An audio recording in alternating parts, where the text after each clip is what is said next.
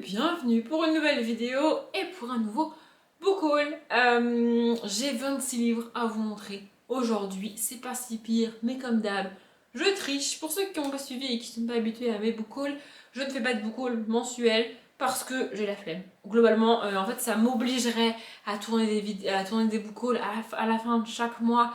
Et j'ai pas envie. Voilà, j'ai pas envie que tourner un book haul ça devienne une obligation à la fin de chaque mois. Je tourne un book haul quand j'ai envie, quand ça me fait plaisir et quand j'ai de quoi tourner un book haul. Et la plupart du temps, je me réveille un peu trop tard et je me réveille quand j'ai quasiment 30 livres, comme c'est le cas aujourd'hui. Mais bref, voilà. Et dans chaque book haul, je vous montre tous les livres qui sont rentrés dans la palle depuis le dernier book haul et que j'ai pas encore lu. Parce qu'il y en a certains que j'ai déjà lu, il y en a certains que vous allez voir dans des prochaines vidéos, il y en a pas. Donc j'ai pas envie de faire doublon à chaque fois. Et comme les book hauls sont généralement bien assez longs, j'ai pas besoin de rajouter tous ces livres-là pour avoir un book haul conséquent, tu vois. Il est déjà conséquent en soi. En plus, pour ceux qui ont suivi mes vlogs, notamment au mois de janvier, ça n'allait pas. Hein. Au mois de janvier, je déprimais. Certes, j'ai acheté plein de trucs. J'ai pas acheté que des livres, mais j'ai quand même acheté des livres. Voilà. Du coup, je vais vous montrer tout ça parce que ça va être un peu long. C'est parti. Au début du mois de janvier, j'ai fait une commande sur le site de Cultura. Alors, ma commande était motivée par absolument pas des livres. J'avais d'autres trucs à acheter. Mais je ne peux pas, je sais pas vous, mais moi je ne peux pas passer une commande sur un site à la base qui vend des livres sans acheter au moins un livre.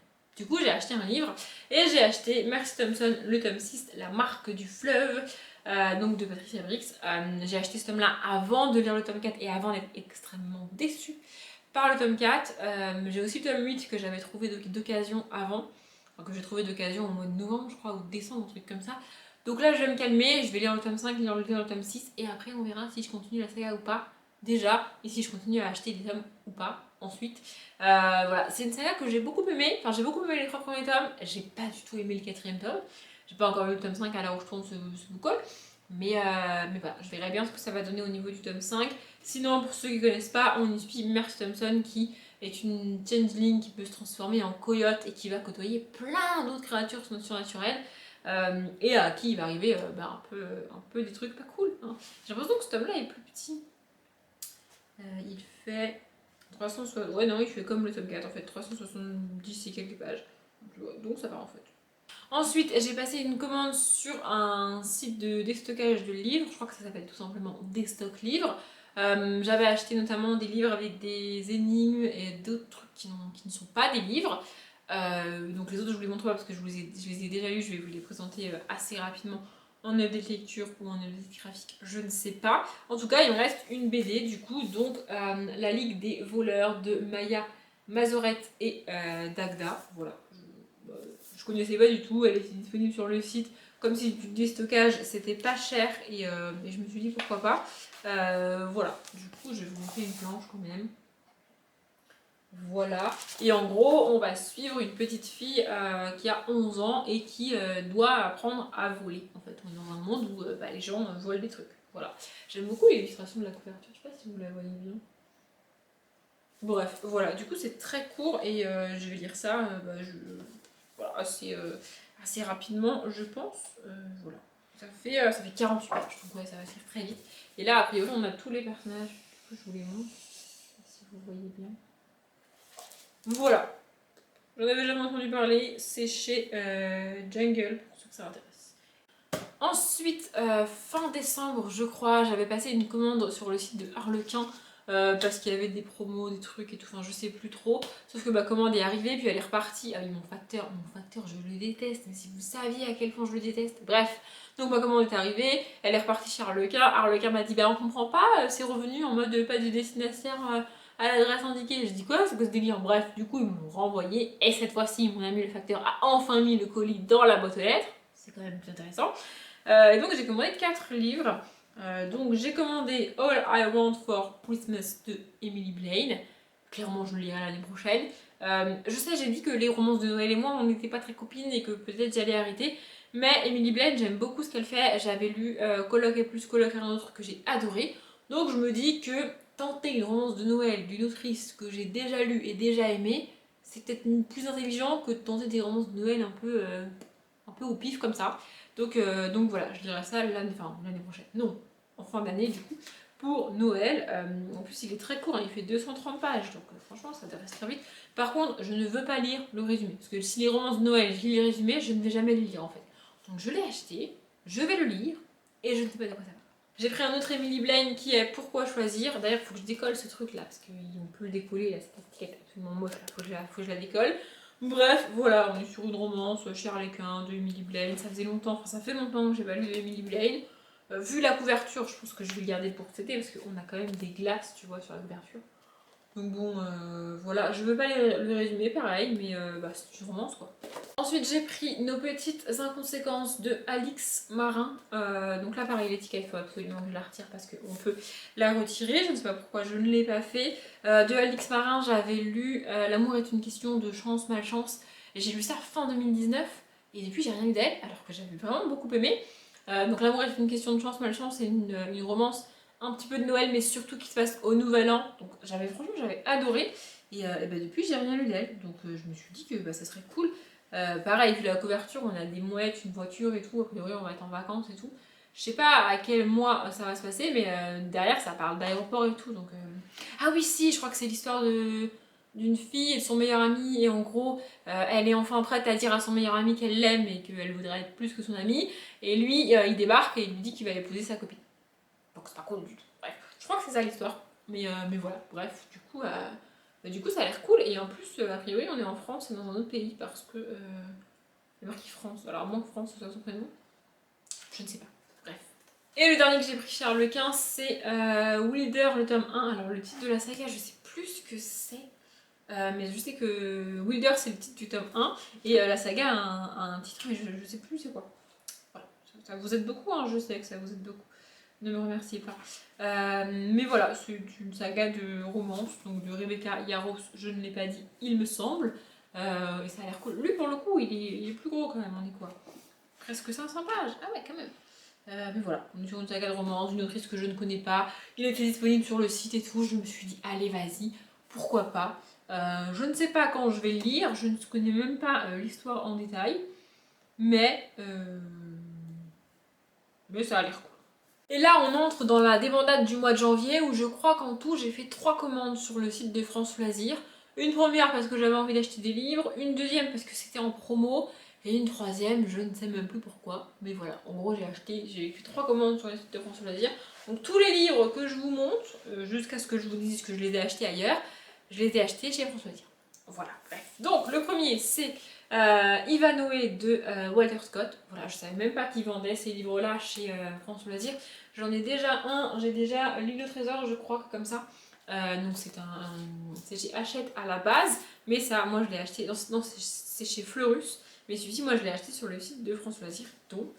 Et en gros, c'est l'histoire d'Ivanhoe et de Walter Scott, hein, le classique que tout le monde connaît, édité en hardback, relié et tout, avec quelques illustrations comme ça. J'avais adoré L'île au trésor comme ça. Enfin, je crois que c'est L'île au trésor que j'ai comme ça. Attendez, ça se trouve, je vous dis des conneries. Je vais vérifier. C'est bien ça, c'est bien L'île au trésor que j'ai comme ça, que j'avais trouvé d'occasion, que j'ai acheté, que j'ai lu. Donc c'est de Robert Louis Stevenson. Et vraiment, j'avais adoré. Il y a d'autres livres comme ça. Donc il y a L'île au trésor derrière qui est repris. On a Voyage au centre de la Terre et de Jules Verne et Les Trois Mousquetaires de Alexandre Dumas. Et il y en a plein d'autres qui existent dans cette édition-là. Et Ivanhoe, je connais pas du tout, j'ai jamais lu, j'ai même pas de vague idée de quoi ça parle. Mais je l'ai vu et je me suis dit pourquoi pas. Voilà. Aux entrées de chapitres, on a des petites épées comme ça. Voilà. Bref, voilà, ça a l'air très cool. Je sais pas quand je le lirai, mais j'ai pas pu résister. Voilà. J'ai aussi pris Magic Charlie, le tome 1, L'apprenti de Audrey Alouette. Alors je l'ai acheté tout avant que on le voyait partout, enfin on voyait partout le tome 2 qui vient de sortir. Donc clairement je vais pas lire tout de suite parce qu'il y a beaucoup trop de hype autour de cette saga en ce moment. Mais je l'ai enfin acheté et a priori on parle du dragon et ça a l'air trop cool. Et puis j'avoue, une autrice qui s'appelle Audrey, il n'y en a pas des masses, donc c'est cool. Voilà, par contre il est gros quand même, hein. Même pas j'y fais. Il fait, attendez je vous dis, 400 pages. C'est assez gros vraiment, il est pas, en gros il n'est pas illustré, il y a des dessins aux entrées de chapitres. Je vais regarder si c'est le même à chaque fois ou pas. Mais il n'y a pas d'illustration dans le livre en lui-même.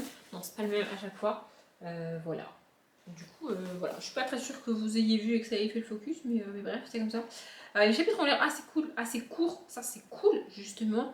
Bref, je sais pas quand je le lirai, je vais attendre que toute la hype autour du tome 2 soit vraiment finie, parce que là, tout le monde l'a reçu, tout le monde en parle, blablabla, tout ça. Et voilà. Mais franchement, et puis la couverture est trop belle, quoi. Il y a tellement de détails, franchement, c'est magnifique. Vraiment, je trouve ça trop beau. C'est trop beau. Bref, voilà. Et je sais pas de quoi ça parle. Bah non, à part que tout le monde l'a lu, tout le monde a dit que c'était trop cool, que c'est de la jeunesse et que ça parle vite fait de dragon, a priori. Bienvenue dans le monde ensorcelant de Magic Charlie. Bah merci. Ensuite, je vous en parlais dans mon bilan de la Winterpale, j'ai pris La Brigade des Cauchemars, le tome de Nicolas, de Franck Tillier, Guillaume Dumont et Drac, toujours. Et voilà, j'ai trop hâte, faut que je le lise là bientôt. J'ai toujours l'impression que ce livre est à l'envers, mais non, en fait, c'est vraiment la tête en haut là qui est à l'envers. Voilà, j'ai adoré le tome 1, j'ai trop hâte de me retrouver dans la tête de Nicolas et dans son cauchemar. Du coup, parce que c'est le... Pour ceux qui n'ont pas vu même ma vidéo, je l'explique dedans. En gros, on a une espèce de savant fou qui a inventé un moyen d'aller dans ta tête et dans tes rêves.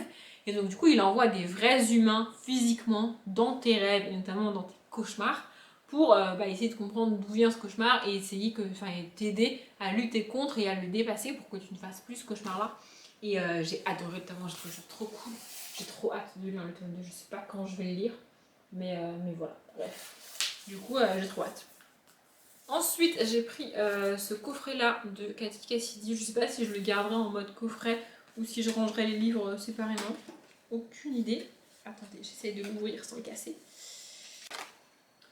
Voilà, du coup dedans on a Odélice des Anges et Miss Pain d'épices de Cathy Cassidy. Donc Miss Pain d'épices, Odélice des Anges. Voilà, j'ai de Cathy Cassidy, j'ai lu la saga des filles au chocolat que j'ai adoré. Et en fait, j'ai rien lu d'autre d'elle, du coup, j'avais envie. Voilà. Et après, oui, on va parler de pâtisserie et tout, et c'est trop cool. Voilà. Je sais pas de quoi ça parle, je sais juste que c'est des livres jeunesse écrits par Cathy Cassidy, et que j'avais bien envie d'essayer.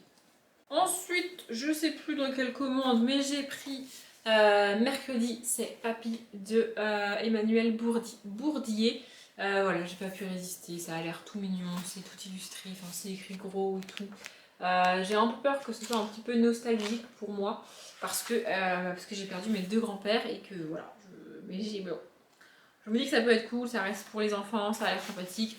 Au pire, je verserai ma petite larme de nostalgie parce que ça va me faire penser à mes grands-pères, hein, c'est un peu évident.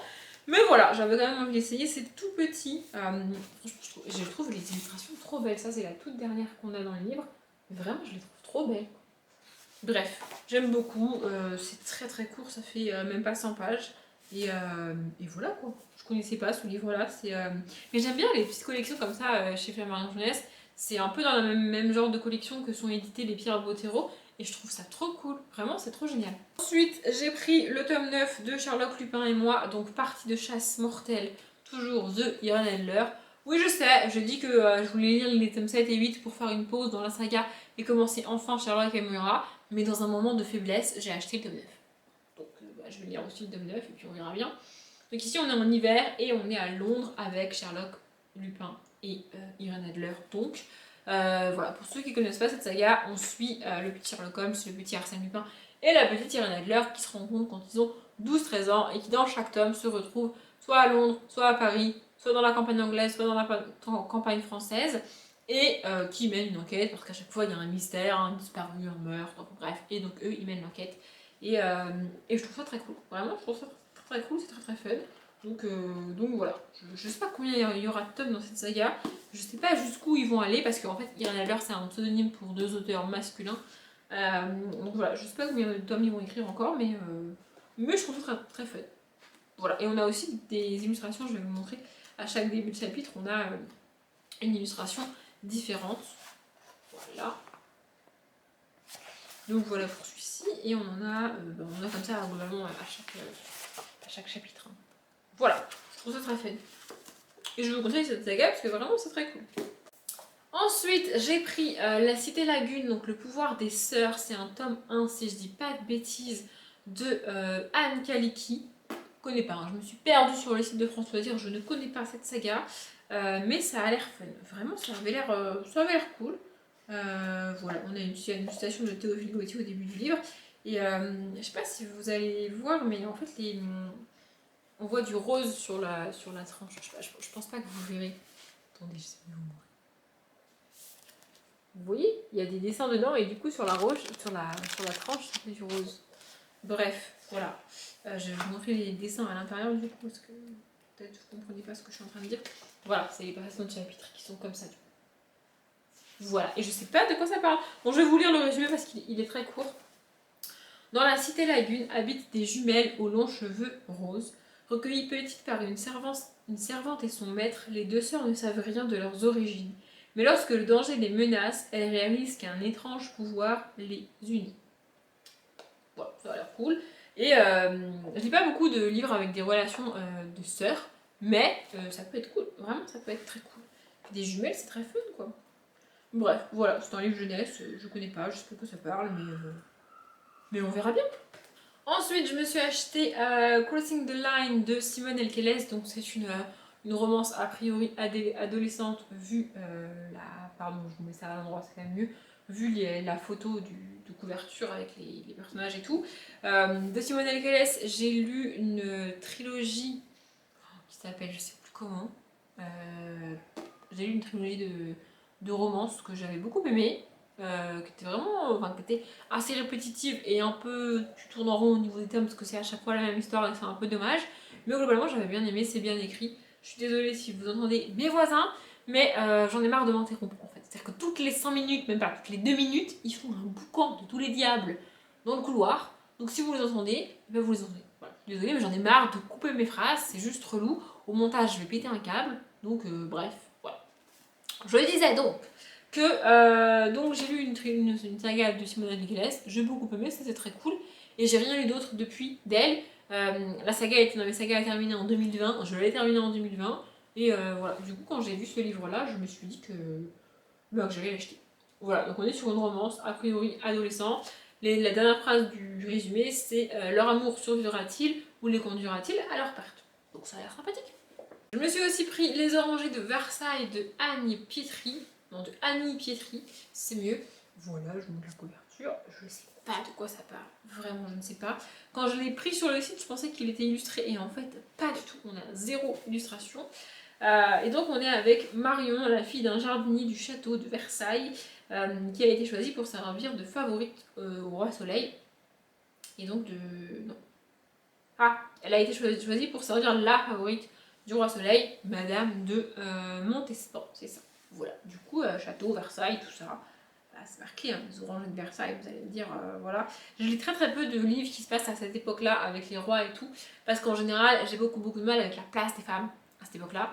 Je sais que c'est la réalité historique, mais je trouve que les auteurs contemporains forcent un peu le trait, et que c'est pas parce que nous, on estime qu'à cette époque-là, ils étaient moins avancés, et ils avaient, comment dire, une vision encore plus négative de la place de la femme, que c'était forcément le cas, quoi. Donc c'est bien beau de se dire, ouais, à l'époque des rois, forcément, les femmes, gna. Ça, c'est notre avis aujourd'hui, et on n'est pas sûr, en fait. Donc forcer le trait, moi, ça me gonfle. Mais bon, là, c'est de la jeunesse, donc ça devrait bien se passer. J'ai aussi pris La bibliothèque des citrons de Joe Cotterill. Alors celui-ci, je l'avais vu sur la chaîne de Lemon June quand elle était encore active sur YouTube. Elle avait fait une vidéo franchement, elle a adoré celui, c'était trop cool. Pour ceux qui connaissent Lemon June, c'est écrit dans son pseudo. Le citron, c'est un peu toute sa life, tu vois. Et donc du coup, quand elle avait vu le titre de ce livre, elle n'avait pas pu résister, elle l'avait lu. Et de mémoire, elle avait beaucoup aimé. Par contre, je suis pas certaine qu'on aborde un thème très fun et très joyeux. D'après mes souvenirs. Mais voilà, je l'ai enfin acheté. C'est pas la première fois que je le voyais. Mais là, j'ai enfin craqué. Et on va suivre une jeune fille. Ah, c'est ça, voilà. On va suivre une jeune fille qui, depuis la mort de sa mère, ne va pas très bien. C'est bien ce que je me disais. Donc c'est pas très fun comme sujet. Mais voilà, si on lit que des livres fun, c'est pas cool, on va finir par s'ennuyer. Donc autant lire des livres un peu moins fun. Voilà. Et je me suis aussi pris sur France Loisirs, toujours. Ah oui, je vous avais dit, hein, j'ai un peu craqué. Votre cerveau est définitivement extraordinaire de Fabien Olicard. Je crois que c'est pas la première fois que je parle de Fabien Olicard sur cette chaîne. J'en ai déjà parlé, je le suis, j'aime bien ses vidéos, je trouve ça fun. Et ici, on est avec des exercices pour entraîner son cerveau et tout. Je pensais que ce serait plus des énigmes que des exercices, mais c'est vraiment des exercices. Du coup, je ne l'ai pas encore vraiment lu, quoi. Je l'ai feuilleté comme je suis en train de le faire, mais je ne l'ai pas encore vraiment lu. Je vais vous montrer une page pour que vous ayez une idée d'à quoi ça ressemble. Voilà. Mais voilà. Du coup, donc ça c'est un espèce de tome 2, parce que le tome 1 c'est votre cerveau est extraordinaire, et donc là c'est votre cerveau est définitivement extraordinaire. Voilà, 50 nouvelles astuces de mentalistes qui vont vous changer la vie. Voilà, donc je lirai ça, pas comme un livre, hein, mais enfin pas tout d'un coup. Un petit peu de temps en temps, le peut-être tous les week-ends, le samedi soir quand j'ai le temps, le dimanche après-midi si j'ai rien à faire. Enfin, voilà, je peux pas lire ça quotidiennement en mode faut que je le lise rapidement, mais voilà, je ne sais pas trop. Je ne sais pas trop. Oula, je vais montrer ça, c'est chelou. Pas ce que c'est. Aucune idée de ce que c'est. Mais voilà, du coup, si vous connaissez Fabien Olicard, que vous avez lu soit ce livre-là, soit le premier, bah dites-moi si ça vaut le coup, si c'est vraiment fun, si c'est intéressant, si vous avez appris des choses. Parce que je suis pas très sûre de ce que ça va m'apporter en fait. Mais bon. J'en ai fini avec France Loisirs. Ensuite, j'ai fait une commande sur le site de Rakuten. Oui, voilà, c'est ça. Et j'ai commandé pareil plusieurs livres parce que sinon c'est pas drôle. Je me suis enfin, alléluia, acheté Everything Everything de Nicolas Young. Il est sorti il y a genre 1000 ans. Je le voulais quand il est sorti et je ne l'ai jamais acheté. Donc on est sur une romance. Une romance avec des personnages qui sont au moins un des deux personnages qui a une maladie, je ne sais pas laquelle, je ne sais plus laquelle. Et voilà, ça a été adapté en film, on en a beaucoup entendu parler. Je n'ai pas vu le film parce que je voulais lire le livre avant. D'ailleurs, c'est drôle parce que je me rappelle avoir été répondre à des questions à la fac de Bordeaux pour une personne qui faisait une étude là-dessus. Et j'avais parlé de ce livre-là à l'époque, tu vois. Il y avait une question sur les adaptations de livres en film et tout. Et j'avais répondu que bah, ça dépend en fait. Il y a des livres pour lesquels voir le film avant ça me dérange pas. Et il y a des livres pour lesquels j'ai décidé que je ne regarderai pas le film tant que j'ai pas lu le livre. Et à l'époque déjà, ça va faire bien 3 ans que j'ai fait ça. J'avais cité ce livre. Là, je l'ai trouvé. Bon, d'occasion, il est un peu défoncé. Tu sens qu'il est usé, qu'il a été trimballé, abîmé et tout. Mais c'est pas très grave en soi. On a une page noire au milieu. Bizarre. Bref, enfin, c'est pas la personne qui est coloriée, hein, je vais vous montrer parce que. Voilà, mais je sais pas. Voilà. Bref, du coup, pourquoi pas, ça a l'air cool. Oula, il n'y a pas que du texte, il y a l'air d'avoir des petits jeux et tout. Ouh là là, j'ai trop hâte. Vraiment, regardez, il y a ça au milieu. Voilà. Ouf, hein. Bref, enfin, je trouve ça ouf. Voilà, je sais pas trop quand je vais le lire, mais voir ces petits dessins et ces petits trucs en plus là, ça me donne trop envie de le lire. Vraiment. Là, on a un téléphone. C'est ouf, hein. Bref, voilà, j'ai trop envie de le lire. J'ai aussi complété ma saga de l'épouvanteur parce qu'il me manquait le tome 13, donc la revanche de l'épouvanteur de Joseph Delaney. Elle est dans mes sagas, elle est terminée en 2021. Du coup, j'ai complété. Voilà, il me manquait ce tome-là, comme ça je l'ai. Et je vais pouvoir avancer et la terminer. Par contre, il est balèze celui-là. Combien de pages il fait?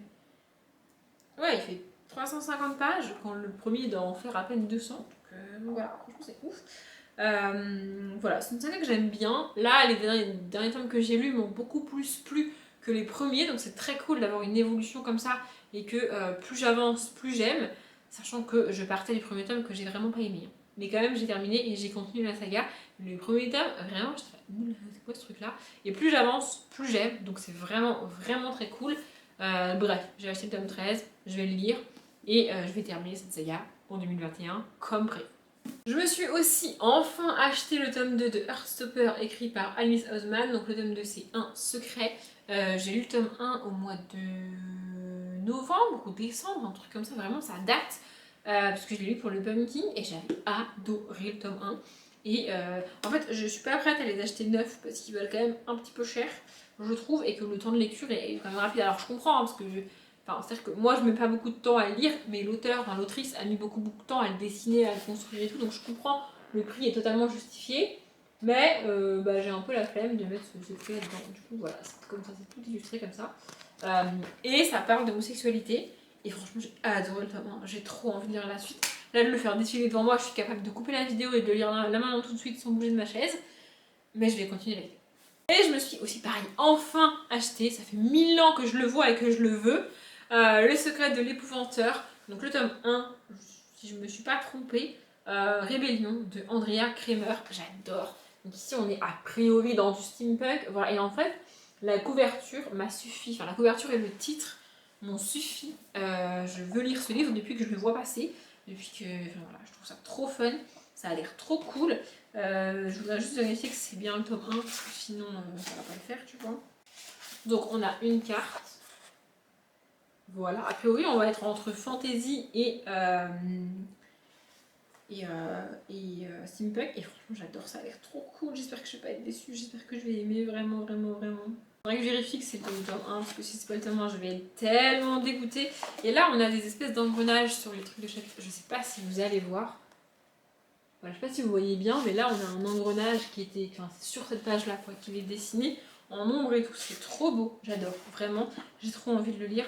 Je sais pas vraiment de quoi ça parle. Imaginez un monde où l'Empire britannique aurait écrasé la rébellion qui a donné naissance aux États-Unis d'Amérique. En gros, on est dans une uchronie. Ça a l'air trop cool. Ça a l'air trop cool. Par contre, il est balèze aussi. Hein. Et c'est chez Lumen. Je me suis un petit peu, je sais pas, je m'intéresse de plus en plus aux éditions Lumen. Voilà, il fait 400 pages quand même, c'est pas... Voilà, mais j'ai trop envie de le lire, il a l'air tellement bien. Et franchement, je l'ai acheté d'occasion, à part le fait que les pages sont un peu jaunies, le livre, et genre, on dirait qu'il est neuf quoi. Tu sens qu'il a passé du temps dans une bibliothèque, mais que la personne, elle en a pris soin quoi. C'est trop cool. Ah bah c'est écrit là. Regardez, je vous montre, c'est écrit là. Attendez. Volume 1, je sais pas si vous voyez là, c'est marqué écrit volume 1. J'ai cherché ça partout depuis 4 heures, j'exagère, et en fait c'est écrit là. On a presque fini, il me reste une dernière pile de livres et c'est une commande de livres neufs que j'ai faite sur le site de 2 titres parce que je voulais notamment une suite de saga qu'il me fallait absolument. Et puis ensuite j'ai rajouté d'autres livres à ma commande. Voilà, bref, du coup je commence par le livre qui a motivé cette commande et que je voulais absolument. La Roue du Temps, tome 2, partie 1 ou tome 3 dans ces éditions-là de Robert Jordan. J'ai adoré le tome 1, en fait, partie 1, partie 2, j'ai adoré. Et j'ai dit qu'il fallait que je lise le tome 2 partie 1 dans pas très très longtemps parce que sinon j'allais me perdre encore. Et donc du coup je l'ai acheté. Et j'adore cette édition, je les trouve trop belles. Elles sont vraiment vraiment trop belles. En plus j'ai déjà le tome 4, donc le tome 2 partie 2. Du coup je pourrais quasiment enchaîner si je veux, c'est trop bien. Combien de pages j'ai fait lui 600 encore. Ils sont tous globalement 600 pages, donc voilà. 550, waouh, trop bien. Voilà, donc du coup on est dans de la fantasy adulte et j'adore cette saga, je trouve ça tellement cool. Faut absolument que je lise là bientôt parce que ça commence à faire un petit... ça commence à faire un petit peu de temps déjà que j'ai terminé le tome 1 en fait. Et ce serait bien que j'avance. Je suis en train de faire défiler les pages et je suis un peu triste parce qu'il n'y a pas de carte. C'est un peu dommage, mais bon. Il y a quand même toujours la carte au début, je vous la montre. Voilà, ça c'est l'univers de la Roue du Temps. Et je vous conseille cette saga. Vraiment, elle est géniale. Ensuite, j'ai pris le livre de perles de Timothée de Fombelle parce que je veux lire autre chose que Toby Loveless de cet auteur et que j'ai jamais lu le livre de perles. Je pense que c'est son plus connu, son plus reconnu, son plus recommandé, son plus aimé. Enfin bref, tout le monde adore. Donc je me le suis enfin acheté. Je veux pas savoir de quoi ça parle, mais je vais le lire. Je me suis aussi pris Le garçon qui voulait courir vite de Pierre Bottero. J'ai dit quand j'ai parlé de Tourbé de mon amour que je voulais absolument avancer, enfin lire d'autres livres de l'auteur comme ça parce que c'est trop cool et parce que j'ai adoré Tourbé de mon amour. Donc j'ai pris celui-ci et je vais le lire. Et enfin, je me suis pris 2 livres de Pulp Fiction de la collection des biographies, plus ou moins, vous allez voir. Donc j'ai pris La mythologie grecque vue par 2 ados de Tristan Pichard. Voilà, je vous montre. Il est illustré, lui, si je dis pas de bêtises. Ah oui, il est très très illustré. Voilà. J'ai déjà lu Léonard de Vinci et Einstein dans cette collection. Et du coup, j'en ai pas lu d'autres depuis. Et je me suis dit que j'allais avancer. Donc voilà, je l'ai déjà assez répété. J'adore tout type de mythologie. Donc voilà. Et j'ai aussi pris celui-là, il est balèze. C'est Molière vu par une ado et par son chien de Cécile Alix. Voilà, franchement, il est énorme. Je vais vous montrer les deux côte à côte. Et franchement, le Molière, il est vraiment, vraiment gros, quoi. Je sais pas si vous voyez la diff, mais Molière est vraiment très gros. Enfin, pas Molière, mais le livre. Bref, vous avez compris. Voilà, et donc, donc là, c'est une biographie de Molière. Un petit peu ludique, racontée de manière fun, un petit peu légère. Voilà, franchement, j'avais beaucoup aimé celui de Einstein et celui de Léonard de Vinci. Parce que j'adore Léonard de Vinci. Et voilà, du coup, Molière, c'est pareil. Enfin, je connais pas des masses... je connais son œuvre et je connais tout ce qu'il a fait. Voilà, j'ai déjà lu du Molière, les pièces de théâtre, Le bourgeois gentilhomme, L'avare, enfin bref, tout ça je connais. Mais sa vie, en fait, peut-être qu'il a un peu le même destin que tous les grands pour nous, comme par exemple Charlie Chaplin, ou pour nous, enfin, c'est un génie ce mec, on le connaît tous, on a tous plus ou moins vu ses films, évidemment, on sait ce qu'il a apporté au truc. Et pourtant, il a galéré de ouf avant d'en arriver là, donc peut-être que c'est pareil pour Molière. Je connais pas sa vie à Molière. Donc je me suis dit que j'allais enfin la découvrir. J'ai réussi! Je vous ai montré tous les livres. Je sais pas du tout combien de temps va durer cette vidéo parce que comme je vous l'ai dit, j'ai été incessamment interrompue par mes voisins qui ont fait un boucan pas possible dans le couloir. Genre on dirait qu'ils vivent dans le couloir. Je vous jure, ça me rend ouf. Mais bref, j'espère que ça vous a plu. Je m'arrête là. Si parmi tous les livres que j'ai présentés, il y en a un que vous avez adoré et que vous voulez que je lise, n'hésitez pas. Et si à l'inverse, il y en a un que vous avez détesté et que vous me dites ah là, Audrey, c'est nul ça, bah vous pouvez aussi me le faire en commentaire. Bref, je m'arrête là. Je vais aller boire de l'eau parce que j'ai mal à la gorge. Et je vous retrouve dans une prochaine vidéo bientôt. Du coup, comme d'habitude, passez une bonne journée, un bon après-midi, un bon appétit ou une bonne nuit. Et je vous dis à bientôt!